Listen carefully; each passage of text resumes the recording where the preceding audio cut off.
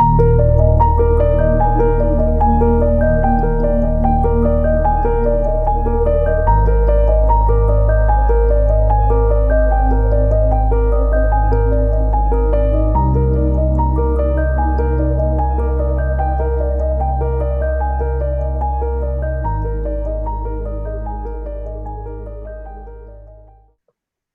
everyone.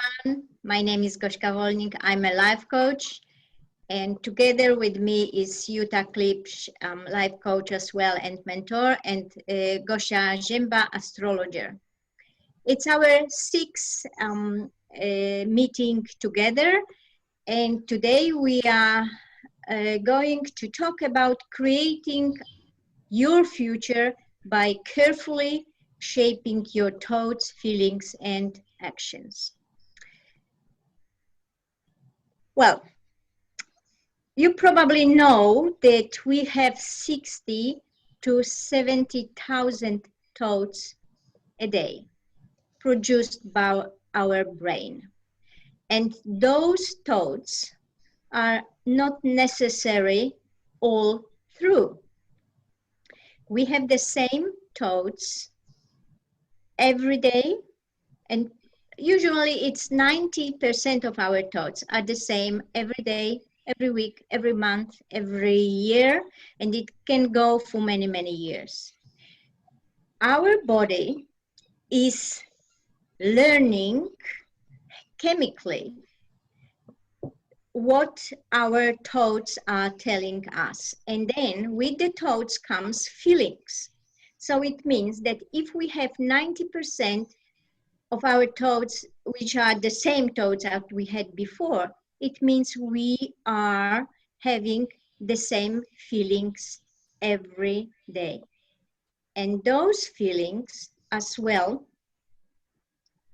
brings the same emotions and lead us to same actions. I can give you the example that so many people want to lose weight. And when we think about thoughts we are having regarding that, first we have those negative thoughts that we don't look okay. The next thing is we think or make promise to ourselves, we change our behavior and we stop eating. But it's not so easy because our body is programmed already to take more food than we should eat to lose weight. And our thoughts are telling us, why bother? Why we should stick to the new diet? It's so difficult. And we go back to the same thoughts we had before. We have the same feelings and we have the same actions. Unfortunately, 70% of our thoughts are negative. And I would like now ask Gosia to explain what does it mean to have those negative thoughts. Yeah, this springs from creating reality. I call it because, the topic for our today's talk is creating our future. And in my mind, creating future starts with creating the present. And like creating and creativity was always on my mind, and I have been always interested in these topics, from just making things to even the thought of conjuring something you really want in your life. But creating reality actually is much more mundane, much more everyday thing. Excuse me. We create reality by our reaction to events. We create reality by focusing our thoughts and feelings on a specific topic. And yes, Gośka, I would like to talk about the negative side of creativity. When we repeat some words or train of thoughts for a very long time. It acts like a hypnosis or a programming. So, for example, if you say, I can't remember, I am useless, I am dumb, I cannot do it, you are just repeating, and if you repeat it enough every day, you are programming, putting a program into your brain. And we should actually watch out what we are saying and what we are thinking, because if we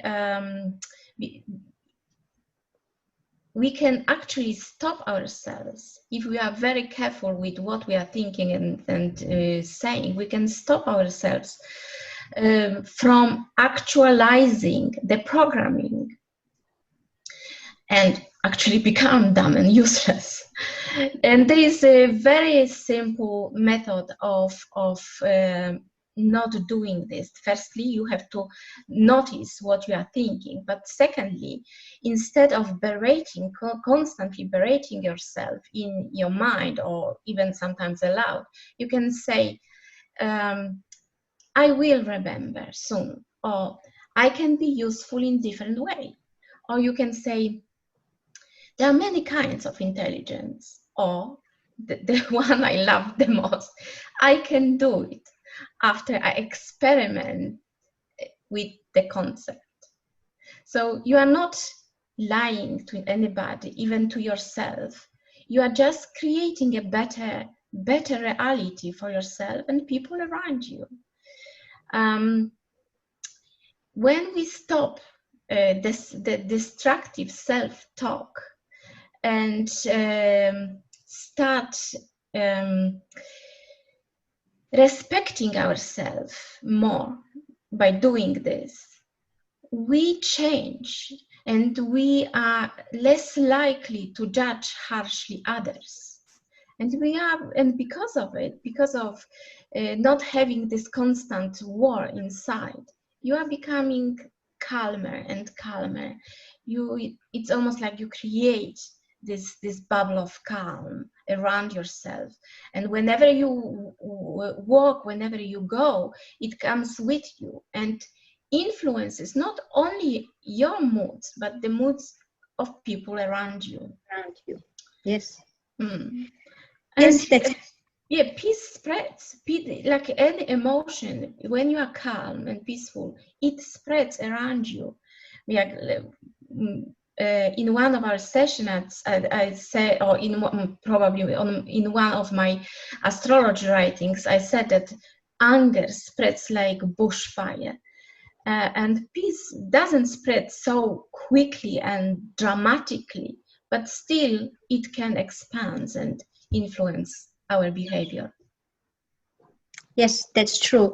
And just to know what our dominant thoughts are, the best way of doing it is journaling. Yeah. And even within 1 week, you can find what is your dominant thought or dominant thoughts, because we don't have only one. Example of procrastination, what the mind is telling you. What is this whisper which you have in your head which stops you from doing what you wanted to do just in the morning, but by the midday you just change your mind because of this chatter which is in your head. So thank you, Gosha. And Yuta, how are you creating your future? What do you do with your thoughts? Well, firstly, I want to say, like, like our behavior is run 95% by our subconscious, which is our software, which is, running us. So firstly, we have to become aware what we're actually doing. And like you said already, journaling, but already also thinking, okay, like, what is my thought? Like, for instance, we are a thinker and a prover.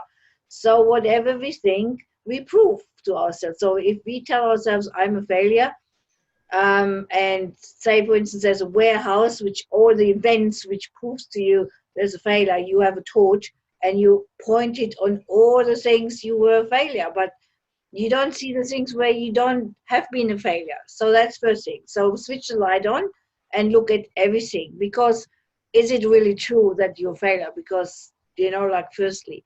Second, so we have to be really starting to be conscious, because we are really not far from being artificial intelligence. We are run by our computer software. Also, there's like our brain can be rewired. So whatever thoughts be reoccurring, we actually reinforcing. So so if you want to change your habit, you have to make the neural pathways smaller. So for instance, I had a bushland in front of my house, and there was like motorbikes going through there, and then people were walking the dogs, and the pathways went bigger and bigger and bigger. But then the snakes came, and nobody was going, and everything was grown over. So if you want to create a new pathway, a new habit, a new future, you have to, you know, like let these old patterns overgrown. And the more you focus on the old thing, the more you reinforce it. So, you know, focus on something else. And everybody knows about the law of attraction. So feelings and thoughts together and imagination, you create your future. If you think every morning for 5 minutes or 10 minutes, one thing you want to create, and you actually pretend you already have it, and the feeling and the thoughts will create this reality. And I mean, that goes into quantum physics. But I have, as you know, I have run a women's confidence and empowerment summit last year, and I actually created that by my thoughts and by my imagination and by my feelings. It's very powerful. But you have to be clear first what you actually want for your future, and that's the first step. Get crystal clear. All right. Thank you very much, Jutta. Yes, what we all want to achieve. We want to have a better life during these difficult times. And one of the tools we are giving today is to change our thoughts, because our thoughts create our reality. And if we change those thoughts, our life will be changing. Our next and the last from the series meeting will be next Thursday, and we would like to discuss what we have gained and what you think you have lost during the present pandemic. So I've already created a list of very funny things. People told me what they lost and what they gained. So looking forward to meet with you next time. Bye. Thank you, ladies. See you. Bye. Bye. Bye.